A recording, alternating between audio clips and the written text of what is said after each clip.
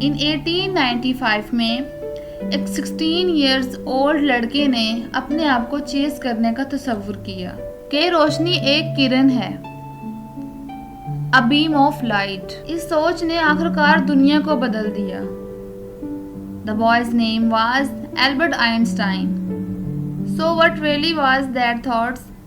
और आखिर एक सोच दुनिया को इतनी अच्छी तरह से कैसे बदल सकती है? Well, in this video we are discussing Einstein theory of relativity. और ज़्यादा अहम बात यह है कि वो वहाँ तक कैसे पहुँचा। We cannot start talking about Einstein without discussing a classical physics of Sir Isaac Newton. In 1687, Newton published his book Mathematical Principle of Natural Philosophy. इस बुक में न्यूटन ने 3 laws of motion and law of gravity को describe किया।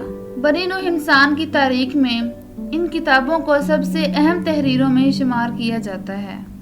So after watching an apple fall, इसने अपने आप से एक सवाल किया, If the apple falls, does the moon also fall?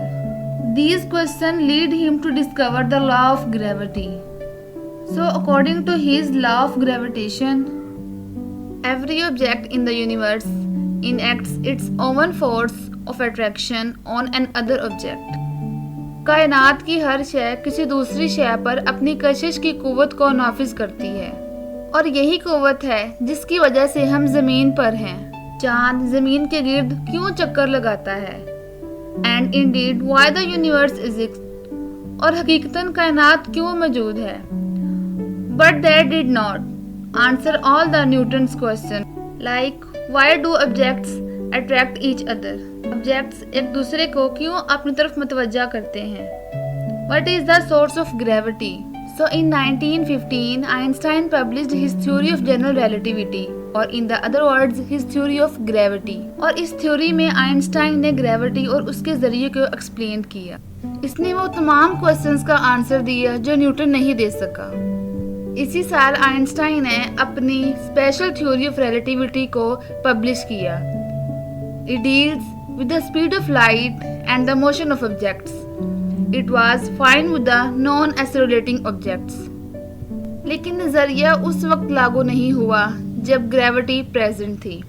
इन 1907 में एक दिन वो एक सीढ़ी पर मुशाहिदा कर रहा था। सोच रहा था अगर वो इस सीढ़ी से गिर जाए तो वो क्या महसूस करेगा। He imagined himself there and realized that while falling the ground would not be pushing him, so he would be in a free fall. और गिरने के बारे में सोचने लगा। So on the surface of earth you would wait, whatever your way is now. लेकिन तसव्वुर करें, if the room was in the spacecraft and moving in an upward direction with the same 9.8 meter per second square, जैसा कि यहाँ जमीन पर होता है। And in that momentum if you were to weigh yourself, आपका वजन वही होगा as you do on earth. तो आइंस्टाइन ने रियलाइज किया the observer would not be able to tell कि वो खलाई जहाज पर हो या जमीन की सतह पर, वो बिल्कुल सेम रफ्तार से ही आगे बढ़ेगा। There will be no way to tell the difference. This phenomena is called equivalence principle. Equivalence principle states that an object is accelerating free of any gravitational pull is essentially no different than the same object that is stationary but affected by gravity. और इसी तरह इसका apply universe की तमाम objects पर भी किया जा सकता है।